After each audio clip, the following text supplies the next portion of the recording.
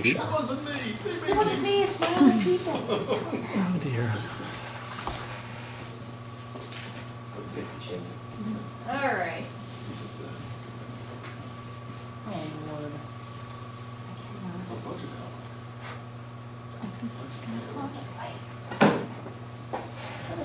He's going.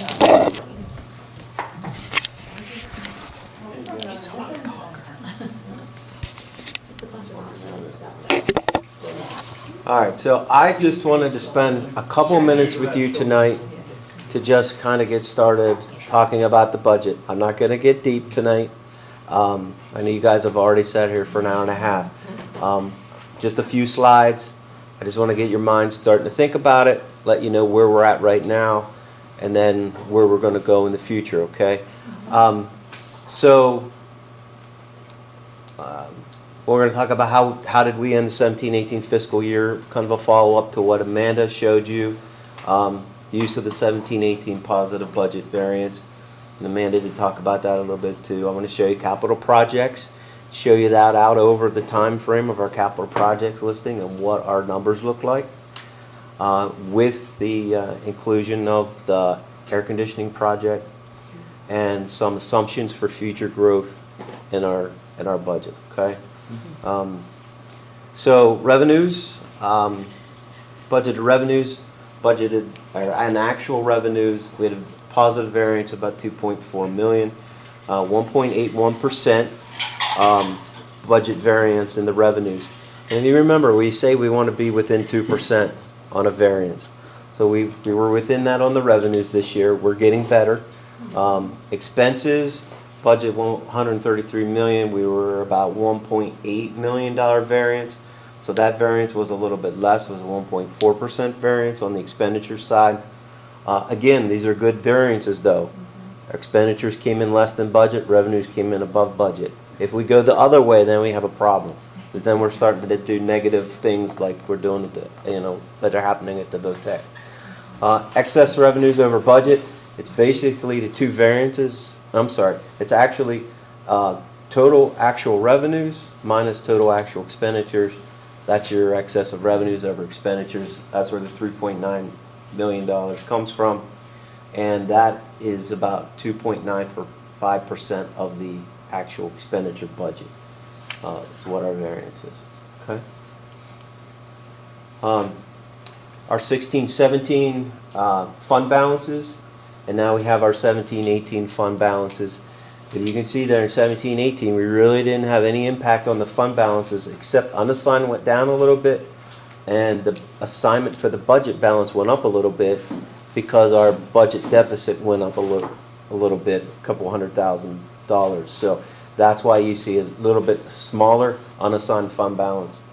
Total general fund balances, we're keeping them even because we took all the extra money and we put it over to capital projects. Okay, so if you see the capital projects number there, 16-17, we were at 17.9 million, and we used some money, and now we're putting the 3.9 million in, and we're now at 19.7 million in the capital projects. So that overall went up about 1.7 million.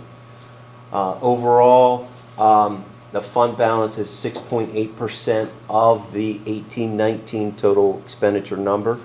So we are well under our 8% limit from the state. Okay, and Amanda had talked about a 7%, a little above 7%, and that would have been based on the 16 or the 17-18 budget. I'm showing you it compared to the 18-19 budget, which is the budget we're not working in. Okay. So talk about our capital projects philosophy. So our philosophy here is to fund capital projects without having to borrow money. In order to do that, we need to budget as accurately as possible, but also conservatively, so that we do have extra funds. Those extra funds then are transferred to capital projects fund. What we want to do is fund that capital projects without borrowing and not put additional debt service in the budget, so that in the general fund budget we have the ability to pay for those things that we're required to pay for, things that like the Peters increases, and things that in contractual increases of cost. So those costs would eat up our increase in our budget. rather than additional borrowing and additional debt service payments. So that's the theory of how to fund that we've been living on, trying to fund our capital projects.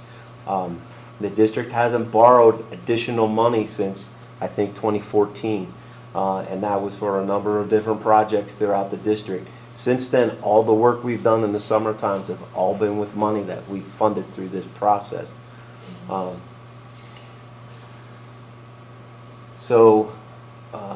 We put about $4 to $5 million on average into that capital projects fund, and if you look at that out over the next 6 years, or it's roughly or potentially $32 million that could go into that capital projects fund.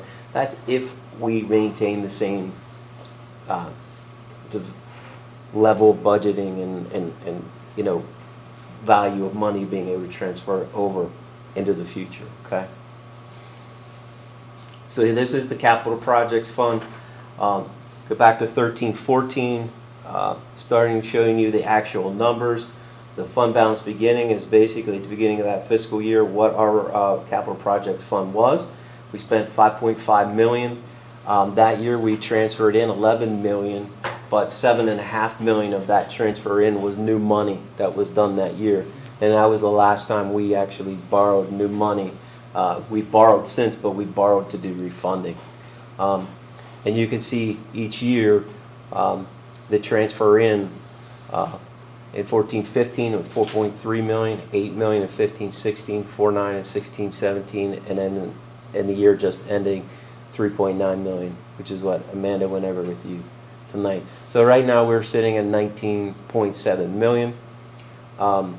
In the 18-19 year, we've already spent $1.5 million. So that was our projects that we did this summer. So we spent $1.5 million. So if nothing else happens at the end of this fiscal year, we should be around $18 million going into the next year. Now, 1920, what we're doing here is we're forecasting out our 6-year capital project plan that we looked at last month or 2 months ago. In each of those years, going out across there, we can see if we don't put any additional money in the capital projects fund at the end of that 25-26 year, we will have roughly about $2 million left in the capital projects fund. But we'll also have a $6 million debt drop payment. Right. Yeah, the debt drop payment happens at that time. So what this shows you is that we are able to fund the vision that we have right now for capital projects. Now that is to say that 6-year plan stays exactly the same and nothing else happens, that we have to go in and replace a roof, or something happens in the building, or something big that needs to be taken care of. So well, and Amanda has said tonight that we're on average roughly halfway through the depreciation cycle. So that means that there probably will be some maintenance and repairs that will be required in that 6 years. But that's not based on how well our buildings have been maintained. That's just an average, and our buildings have been maintained better than that. So I think our average is I think we're probably better because our buildings are in better shape. Because if you compare our buildings to some other districts. Well, I don't disagree, and some of that was exactly what Sean's talking about. We spent a lot of money on capital projects improvements between 2007 and the 2014 borrowing. right, yeah, That came from that capital projects fund. That Exactly. was the way it was operated. Yeah. And yeah, but I mean, yeah. South is 88 years old, right? And the last major renovation, other than the maintenance work that was done, was 1992. So, 11 West school- Rock yeah. Hill, which is a new building, quote unquote, was built and Yeah. opened in 1989. So Yeah. there are. Yeah. And things are going to start there. They will. 11 Because buildings. They always do. 11, There's a cycle. 11 buildings, something is always happening. I mean, just ask this guy what he's run into already in 2 months here. Things happen. Chiller at South. We got an issue there that we're working through. So things happen. Systems wear out. We've got to be able to be in a position to replace these things when it happens. And what this shows you is that we're set up pretty nicely for the next number of years. Now, in 6-7 years, do we need to build a building? Do we have a building that needs to be replaced? What happens? We don't know. But preparing for the unknown is certainly better than getting there and having no ability to react. So this is the same forecast, but what this shows you is if we maintained our same level of funding in the capital projects fund, on average, $4 million a year, what we would have in that fund at the end of 25-26 would be about $34 million. Okay?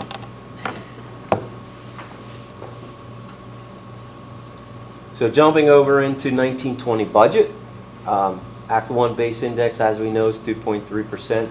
We're not going for any exceptions. We did the Act 1 resolution. So what that allows us is about roughly 1.9 million of additional revenue if we had to do a tax increase. So that's what the index would generate. So budget assumptions, looking at our biggest costs for sure are salaries and benefits. So right now we know in 1920 in the Act 93 contract that's in place, we have about 2.5% salary increase there. Miscellaneous is to be determined. That usually follows the Act 1 index, but that is to be determined each year. Teachers 2.69. That's the gross. That's just the salary number, but there are offsetting numbers that will work into the budget from the negotiating process, and from the benefits side. And then the support is negotiating. We'll start the negotiating in January, so we'll be budgeting an estimate for those folks. Teachers are currently under 5-year contract. That's by far our biggest salary number.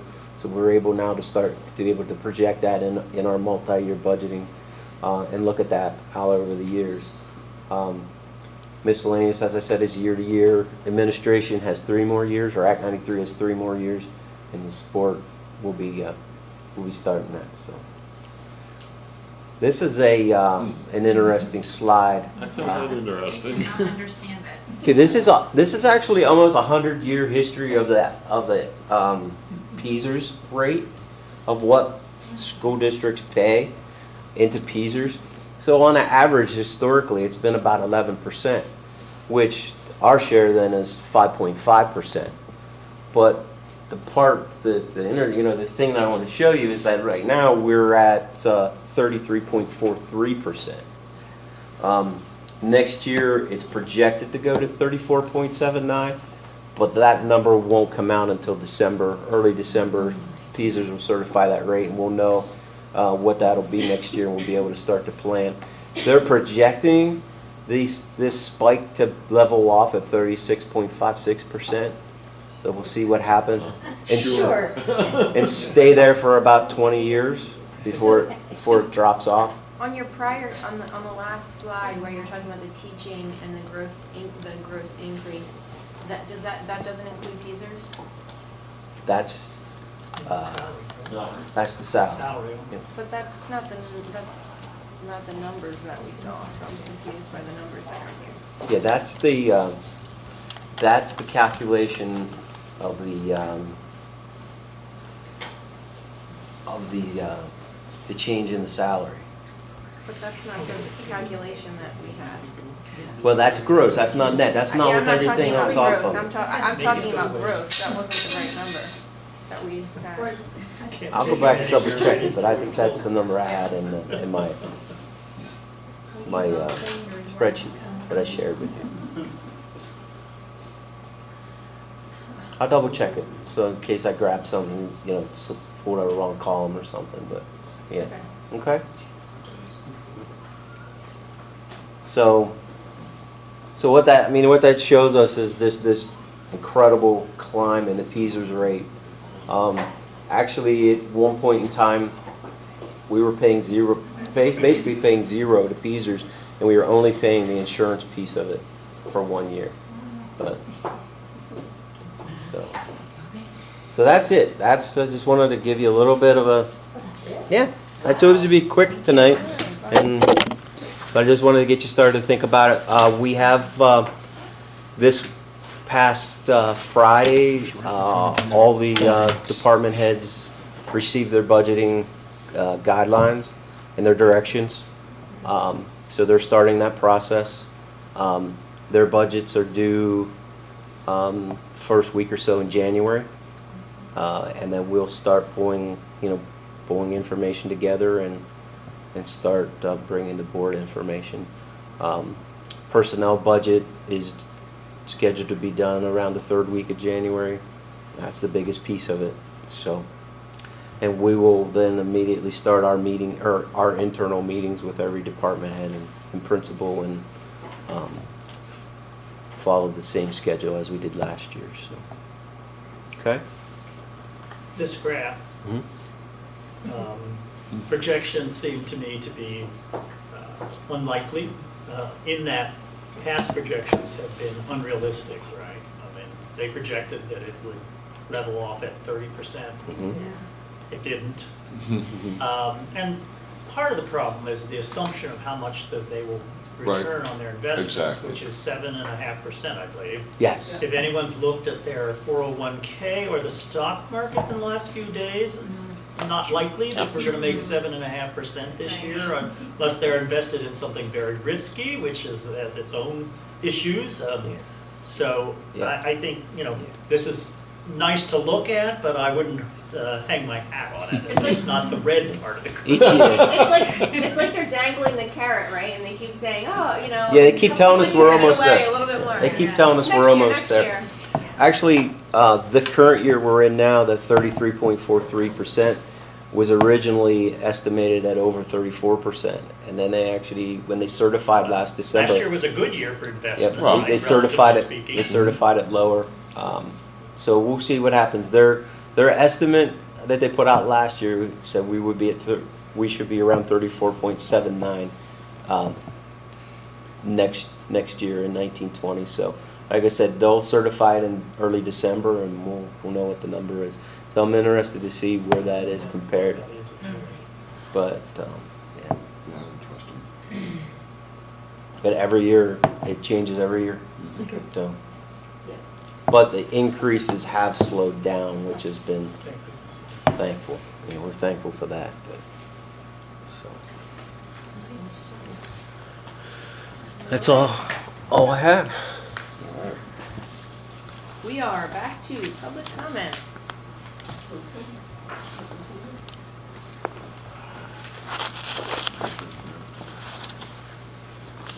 I should have made a deal with you earlier that it was an exchange, right? I didn't even know, but let me put it that way.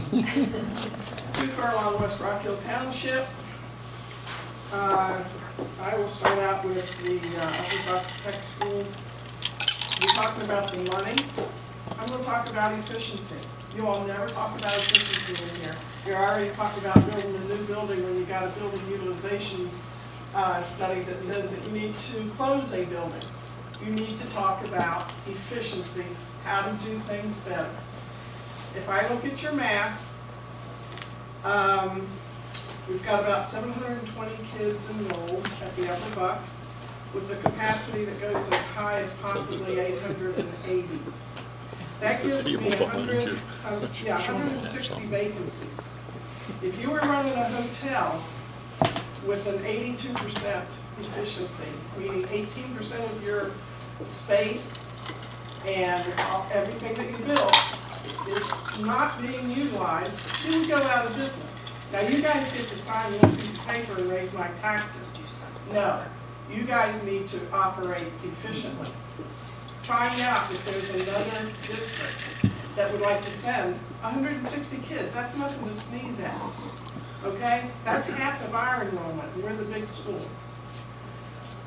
When you let Quakertown bring in their 9th graders, you got flim-flam, because they could bring in their 9th graders, and with a 5-year average on your students, they didn't have to pay the freight for that for 5 years. And now you want to subsidize them at my expense?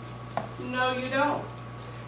And I'll tell you what, I don't think you have the legal jurisdiction for your little gentleman agreements that are not according to the law. We know that our policies are law, the JOC agreement, that's the law. You don't deviate from the law.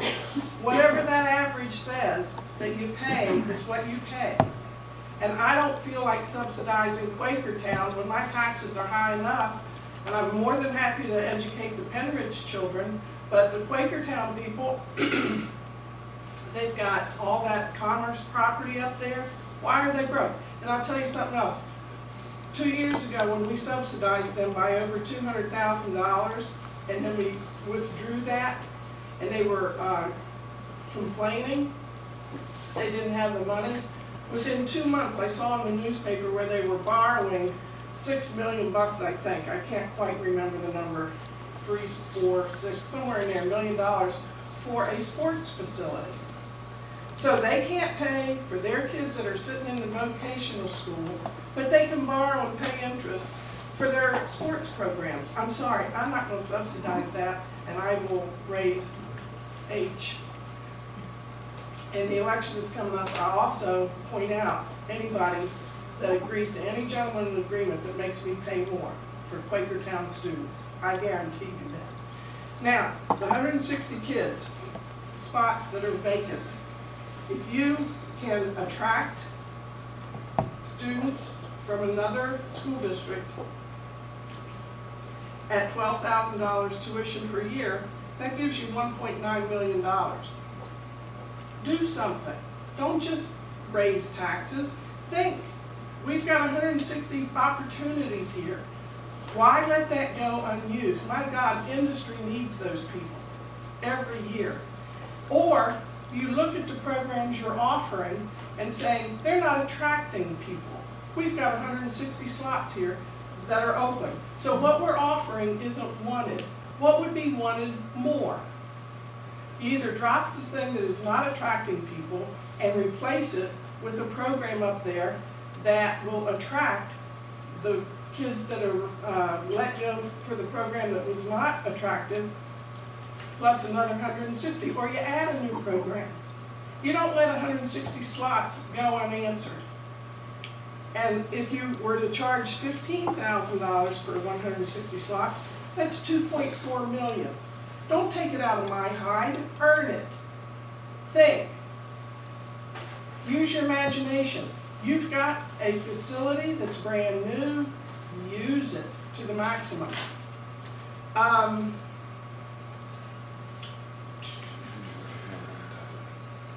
Maybe we should send our guitar makers up there. Why educate them in 2 spots? I don't understand anyway why we have woodworking here and we're paying over there. You know, make up your mind. Either we have a tech school where they learn woodworking or we don't. You got to use that facility, guys. You can't just keep raising taxes. That's not fair to us. You said that you needed to refurb that facility, and it would be used. You were paying the money on it. Now use it, darn it. Use your heads. Fill it up. Use it. I'm paying the taxes for the refurb, and I'm happy to do it. But don't let 160 kids go without it that could have it.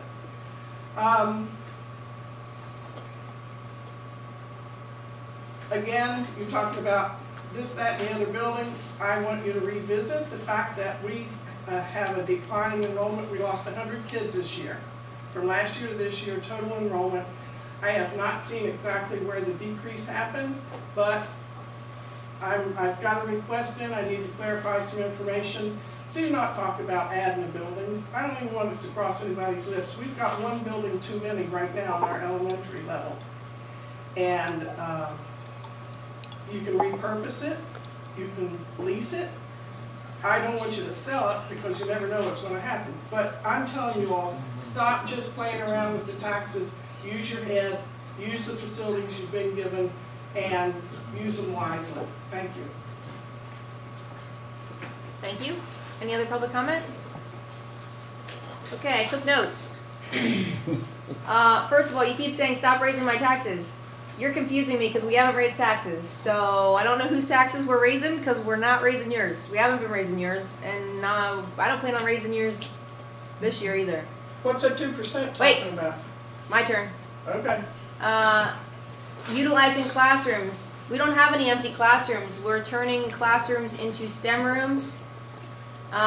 We are bringing in pre-K classrooms that are funded by the IU in our elementary schools.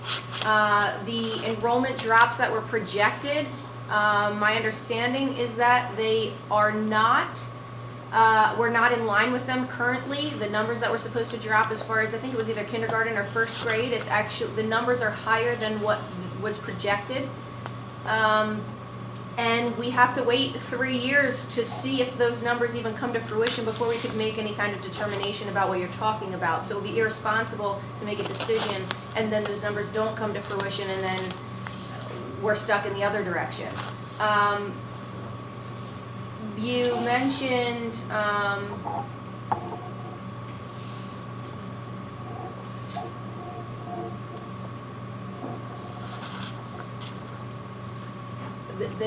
the gentleman's, I think everybody, you were talking about that, I think everybody here unanimously said that we're not in favor of moving forward with that new formula, and we'd like to phase out, you know, nobody agrees with what's going on with the gentleman's agreement, and so everyone is looking, it looks like unanimously we're all looking to phase that out. You talked about the tech school not having, about our woodworking program here, and that is why that program we don't have a woodworking program at the tech school now. And Jeff Sweda has been doing a really great job developing new programs for the tech school and is utilizing every room. So if we did have the woodworking program there, that would be one less room we would have for these additional programs that we're adding now. So, you know, that has moved here. We're not double dipping, I guess, is kind of what I'm trying to say, because now the woodworking is here and it's not something that's being taught over at the tech school.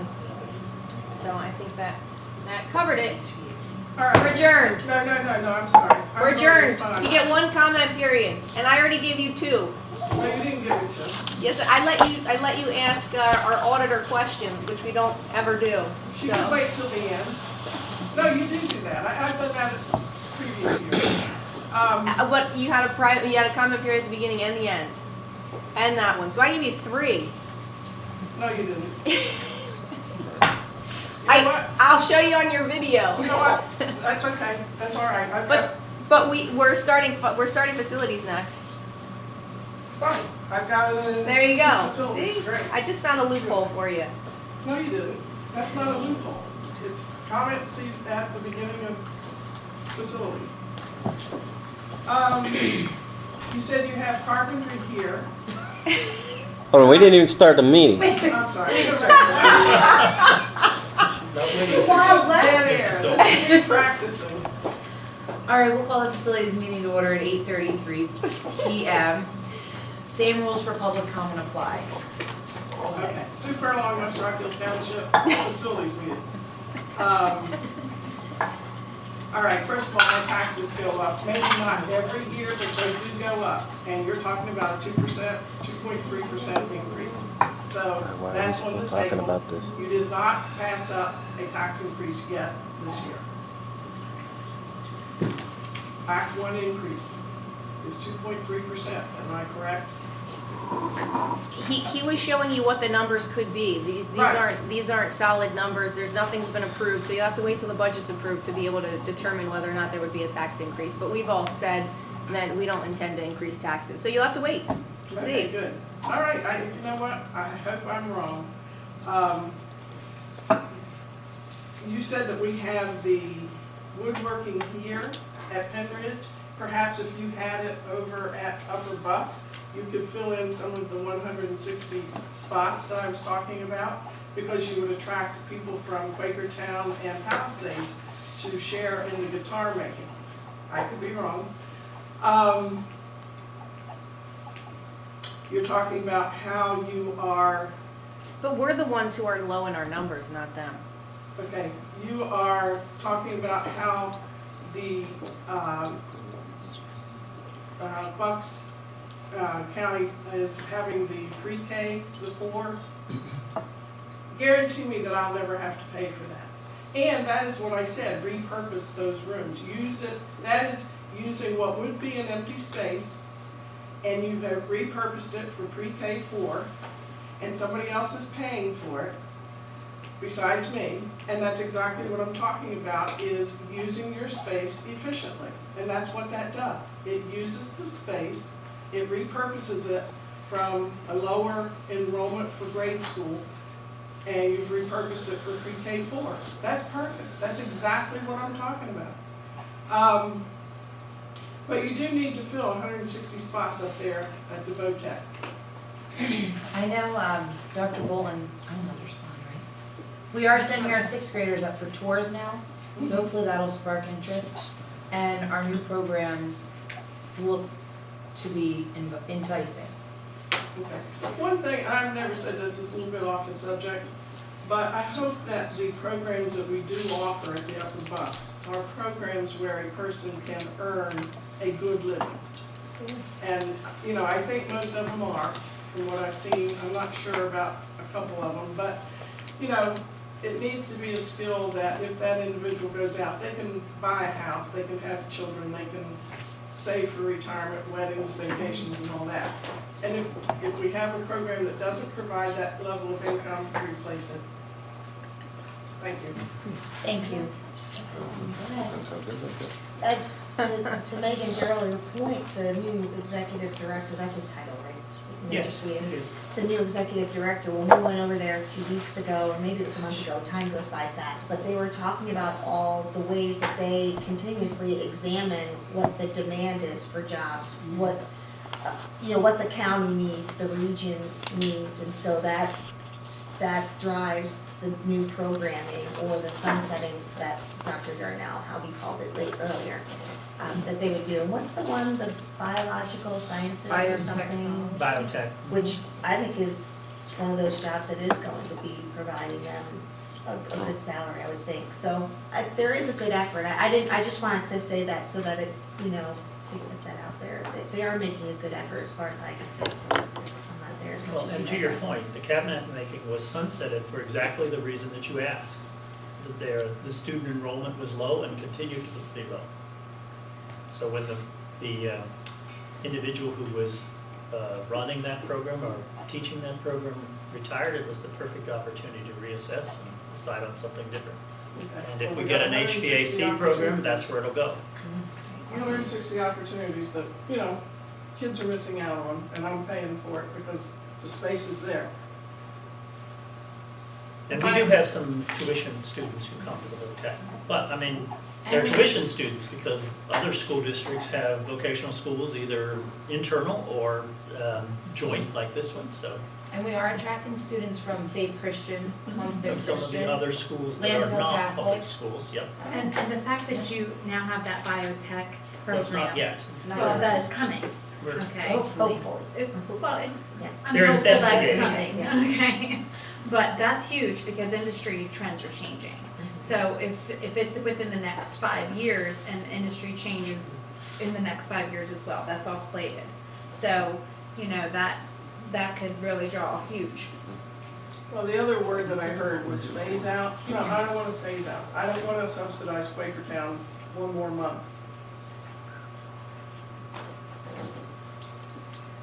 Okay. Are we ready? Yep, Okay. please. So first item is obsolete items for review. Bedminster Elementary has TV and VCR stand, dialer, textbooks and equipment. Central Middle School, textbooks, IntelliBoard bookcase, English textbooks, Technology Department, keyboards, monitors. Nutritional Service has computers, high school typewriter, Sellersville Elementary reading log, and maintenance department mower. So everybody's okay with all those items going on to our board meeting? Yes. Yeah, Yes. let's move them on. Number 3 is lead testing. Act 39 was amended in June 2018 by House Bill HB 1448, Section 742, beginning in the 2018-2019 school year, and every year thereafter, school districts have 2 options: A, testing, B, no testing. So, clarification on that, that's a summary of how that is, and it affects every school district in Pennsylvania. So we're really looking for direction from the board how to proceed. So again, your two options are you can test, and the testing is going to entail every school picking at least 5 places where students will drink water, be it water fountains, they'll get water from kitchens as they prepare food, and different other faucets in the building. So we would take samples from those areas, have them tested for lead. If they test above 15 parts per billion, then we have to have a plan for remediation. If it's below that, we're within compliance, but odds are you're gonna find some. I did some of this testing a few years ago in Quakertown. We found a few that we needed to remediate. So my lesson learned out of that is that you're gonna have some, you need to be able to have a plan in place what you're gonna do. You would lock out or barricade, tape off, shut down those different devices that have issues, and find another source of water, be it bottled water or something like that, to replace that. If you choose to do no testing, you have to go to a public meeting, a school board, and talk about the hazards of lead in water and what they can cause for people that consume it. But testing-wise, we're talking about $4,000 to $5,000, what it would cost us to do it with our consultant. I could see us saving money over time taking those tests in-house. You could probably cut the cost in half, but I think for the initial testing, we'd want to have a consultant do that for us so that we could be in compliance and be able to provide the results and really get the guidance of how to do it right the first time around. That would be my recommendation if we go the testing route. Aren't we phasing out, like our water fountains and things and using filtered water stations now for kids? So how much are our kids actually drinking the tap water? I thought they're mostly, like even in the cafeterias, we have filtered water. I think throughout the high school now they have them. Drinking water. Right. Or water for cooking. Well, I thought this was just drinking water, right? So it's any source that you could consume water, so it is your kitchens. So if you look over here, we have a water cooler, it's in places, I would say that's mostly for faculty, but even that's not something that's necessarily gonna take lead out of water. There are filters that can do that, but that's not what's in something like that device. And if you go to a gymnasium, there's drinking fountains outside of the gym. For the most part, in my opinion, is that you have sources that people are gonna drink water from. I would assume that this is probably from a faucet from ice. I don't know if they got it from that cooler, but I don't believe that cooler is capable of taking lead out of the water. Lead filters are very complex, not easy to do. It happens to be the type of material that is hard to remove from water. Right, there are such devices, but they're expensive yes. and maintenance. So let me go back. So we have 3 schools that have well water, and we're required by DEP to do 3-year testing of that. And we are in compliance with those. So it's because we're drawing the water out of the ground and we're giving it to a population to drink. We're required already to do 3-year testing. Anyone we purchase water from, be it North Penn or Percy, they're required to do that same kind of testing since we pay for water from them and they provide those test results to us. What we're really testing is the internal infrastructure of the building, our pipes, our valves, our water coolers. And I found 1 faucet and 2 water coolers at Quakertown that had high levels of lead in it. It was merely replacing those devices solved the problem. But until you test, you don't know. Oh, I see. So you're saying that you can do it in-house eventually? I would say yes. It's a matter of, so the EPA has actually come up with, it's about an 80-page document. They call it the 3 T's. It's training, testing, and taking action. They give you procedures of how to do this, but I think for the first go-around, just because it's the first time we'd be doing it, I think we want to be led with a consultant so that we're choosing the right places, we're giving out the right data, and I have gone through it already myself, but being at this point, it's going to be in the public eye, we're mandated, we need to do it this school year, either the testing or have that public meeting and the conversation in public. It's a decision, do we want to spend the money or do you want to have the conversation and not necessarily know? And how What much do you is have? it to test? I got a quote for $4,040. That does every building 5 locations. So 4 times 11 or No, 4,000? all Yeah, it's in there. done. So, Okay. but places, so that's, I don't wanna call it a generic number, but that's an average number. You have a building like this, you have a lot more sources. You're not trying to test everyone every year. We have to do this every year, the testing, with this new amendment to the law, the Act 39. Testing or talk about it. Correct. You either have to test or talk about it every year, and we could rotate different. So if we have, say, 20 points that our kids drink from, we do a rotation of different ones over the year until we covered every one of those over whatever period of time, 3 years, 5 years. We would do some sort of rotation like that. Is there a likelihood that it would change though? Like, if you test them this year, is there a likelihood that next year you'll test them and then they'll all of a sudden have lead in them? So some of the components of water, how you get erosion and things, you can get higher levels. What's a safe level? 0, honestly. If you're under 15, you're in compliance, but you still want to look at what is that source of lead. So if our water supplier is sending us 0 in through our pipes and we're picking up some level, you want to do some sort of remediation, even if you are in compliance. And again, those things are things like faucet. Brass naturally has some lead component to it because it's an alloy, so you get some of that leaches out over time. I found 2 water coolers that were lead lined interior, and they were well over 15 parts per billion. And you talk But about the if you age. changed all of the, but those then would consistently, you would see positive lead tests every year. Right, and once you have 15 parts per billion or higher, you have to notify EPA, DEP that you have those elevated numbers, and you have to have a plan of action to correct it. You know, right away, you're shutting it down, not allowing it for use. You have to have a plan of action with a certain period of time to remediate that, solve the problem.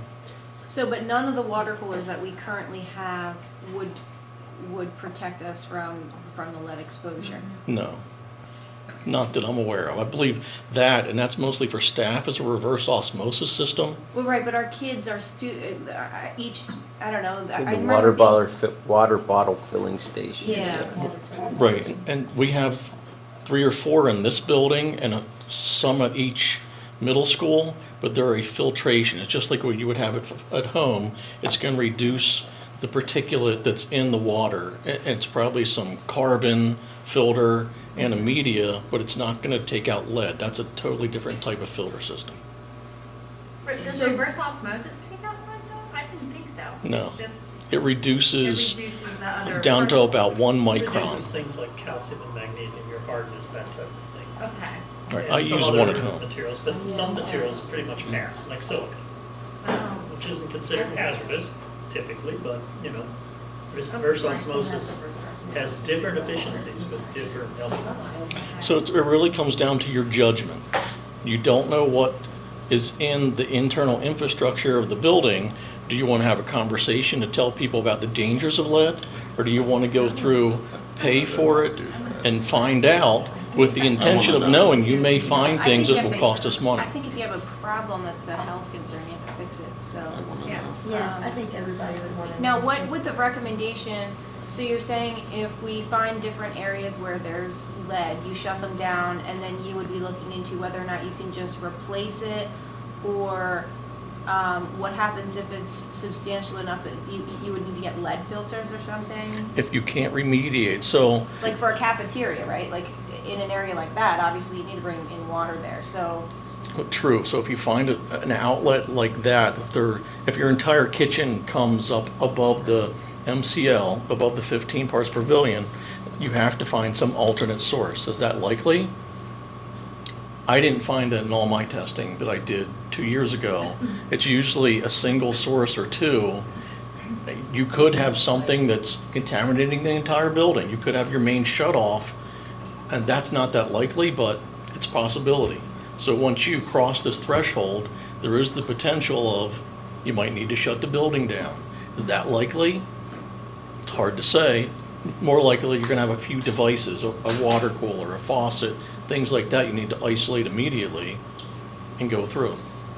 That's what every school district's considering right now. Actually, we have a meeting at the IU this Friday, facilities director, that's a topic of conversation. What are you doing? What are the problems you had if you've already done it? it's this first level of testing, you're gonna find the worst things. Every year you do it, you're less likely to find more problems. Is everybody? You're already remediating arsenic at Bedminster. Oh. Right, so Because we it was have, above the 15, above the 10, sorry, the 10. That's the other issue. The government may or may not drop, the EPA may or may not drop the maximum level that they consider safe. That certainly happened with arsenic a number of years ago. It went from 50 to 10. In New Jersey, it went to 5. We happen to be on the Reading prong in that particular case, and so schools like Palisades High School, the Upper Bucks Vocational School is installing a system as we speak, and Bedminster are in the areas where those numbers are high. So if it is something, when you say you'd have to shut down a building, that's worst case scenario. but, so you wouldn't be able to put in a filtration system, even if it's expensive, it's better than shutting down a building. You couldn't put in a lead filtration system, at least in the kitchen, and use that They do, but it's as very and put in water coolers, and, you know, if you at least make one area appropriate, then you can find other ways to disperse them I think they will get elsewhere on a Right. temporary basis. So I that's- mean, the high school would be the biggest hit, but that's hopefully less likely because of the newer additions. Odds are, the newer the building, I believe it's around 1988 when they started changing this UL rating of what, they stopped doing lead lining and things. But there's still brass valves and things that you could still purchase that could have been installed in this time frame that we still might have in place. Here's less likely, but the older buildings have a higher potential to have this higher number. Do I think we're gonna shut down a whole building? It's like paying the lottery, I don't know, but it's not likely. It's more likely you'll find a water cooler here and there, or maybe a faucet or some valves in some places. I understand that, but I wanna be prepared for the unlikely, right? Sure. And so, is it possible to, so you're saying it's not possible to put in a lead filtration system? I've only seen them on the small scale, not saying that, Yeah, I think it's a small scale, That is a point of very use. tough element to Yeah. remove. It's more of a point Because it of comes in various use. forms, including colloidal. Colloidal is the toughest of all the chemical forms to deal with. So, not 100% answer, but most likely it's gonna be a few devices, not an entire building. There's no guarantee for that. What do we do? At that point, it's gonna be, what is that big main source of contamination? Should we go somewhere around the table? I think you should make sure we have a consensus. Do you wanna go around the table and? Bill? Yeah, I'm in favor of doing the testing and seeing where we are, and then take it from there. Okay? You know, we don't know what we don't know right now. Right. I mean, I think we have to do the testing. You know, testing, you know, as opposed to having a public meeting about it, I'd rather know where we I are. don't see I what wanna the point know. would be, We need to talking to know. people about the dangers of lead and then saying, but we're not gonna test for it. Yeah, but we don't know what's going on. That has to do with like the lead. So, yeah, of course, Like test testing? for it, yeah. Yes, Okay. absolutely.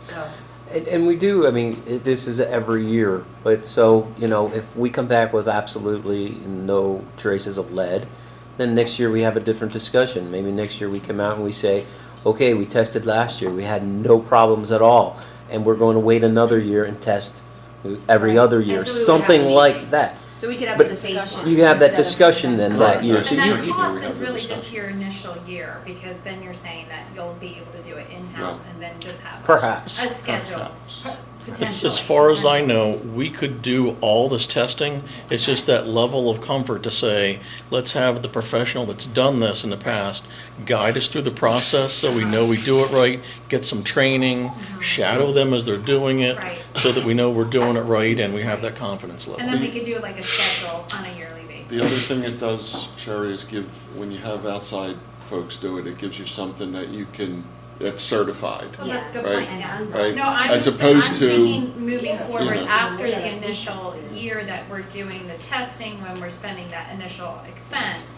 it's really sort of an investment on training, not just on the testing. It's Right. kind of an investment on the training as well. So let me clarify that this process, that's the collection of samples and take them to a lab is what we would do. the lab has to be a certified lab by the state of Pennsylvania to do the lead testing. We couldn't do that part. No. But we could do the collection, the transfer, and the reporting back of the results. That's how we could Right, save but money. it's still, you'll reduce some costs. Probably in half, close to save half. I think that's great. Okay. So good? Yep. So, our next facilities meeting is scheduled for January the 8th. The December 11th meeting has been canceled, and we're back to public comment.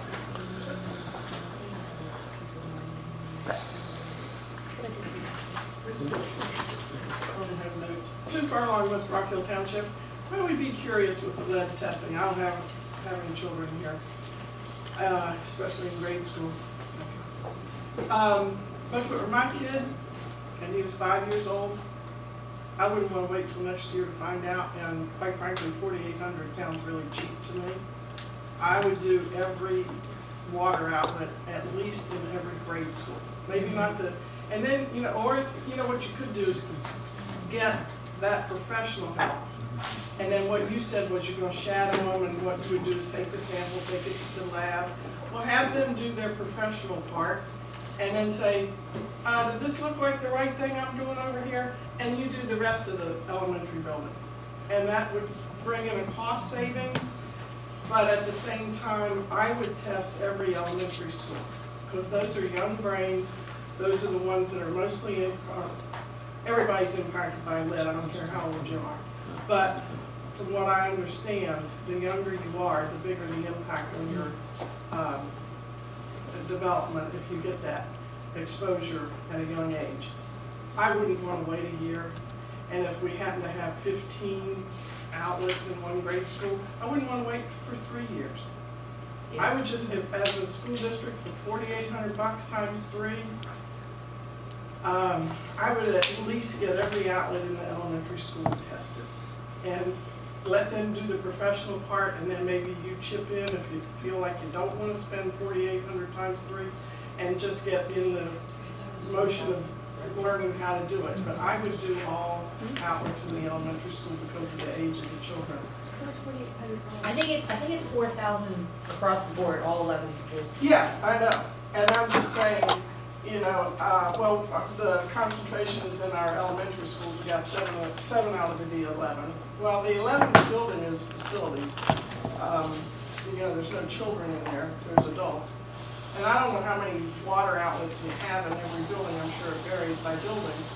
But especially where the young brains are, that are really severely impacted very quickly if they're exposed, I would just bite the bullet and do it. And like you say, maybe it's not even double. Right. Just to clarify, that was what we were talking about doing, right? We're gonna do all of them? Correct. This year? Minimum of 5 samples per school. We can increase that number if you want to increase the number. This is about doing a representative sample of most places. It can be expanded if that's what you want to do. So the $4,800 doesn't include testing all of it in every building? No, it's a taking representative sample sample. size of 5 per building. Correct. And that's the recommendation from our consultant based on number of outlets, size of the school, number of students. It's that representative sample. I mean, you could get crazy and test every water source, and you'd probably be at least 10 times that number. So could we do what you were proposing with the $4,800, have them do that, and then have our staff who are now learning do the rest of them until we're Sure. done? Right, but then he's saying that you You're have still to pay gonna for the pay a lab costs. laboratory. Yeah. You're still paying a Every lab. sample you send in, you're gonna pay the lab costs, and you'll save on the collection, prices. But, and for the lab cost, it'll cost, saying about half. But I would make sure in the elementary schools we were testing all the places that they could be in, using water, not washing their hands, right? No, because they don't. Well, Right, They it comes do, down but to, they do kids drink out of the sink in the bathroom? We had to put signs up saying hand washing only, just to clarify that we didn't test these. These are for hand washing only in restrooms. Yeah, that makes Yeah. sense. I don't know that we need to Yeah. test places where they're not actually gonna be drinking the water. I'm more concerned about testing everywhere that the kids will drink. And you think about elementary schools, they typically have bubblers in every classroom that they can have, kids can get a drink from. So Right. this could get expensive. It could be. Why don't we see what the Yeah, I representative think sample it shows should. I us? think so. It's a starting When you point, say machine, Dive in deeper. right? It's a good starting point. I agree. Okay. I just wanted to clarify, just because there was discussions about subsidizing another school district. When it's being capped at one district's level, it's being proportionately capped. So the only year that you could say we subsidized was the year when we had the floor, right? And that's what lost us, like, I don't know, 250, somewhere between $200,000 and $250,000, because we didn't get that decrease. So it was 1 year.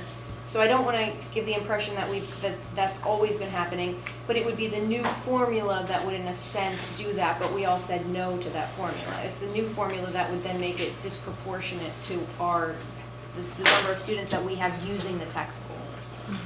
For us. But the new formula is just different. I don't think you can say it subsidizes someone. It simply calculates that number differently. Well, it in a sense does, because we would be paying a different proportion than we would be paying a much higher proportion than what we're actually using, so. All right, I just wanted to clarify that, because I didn't want to give the impression that we're always, that's always been happening. All right, thanks. Adjourn? Adjourn, yeah. Okay. All right.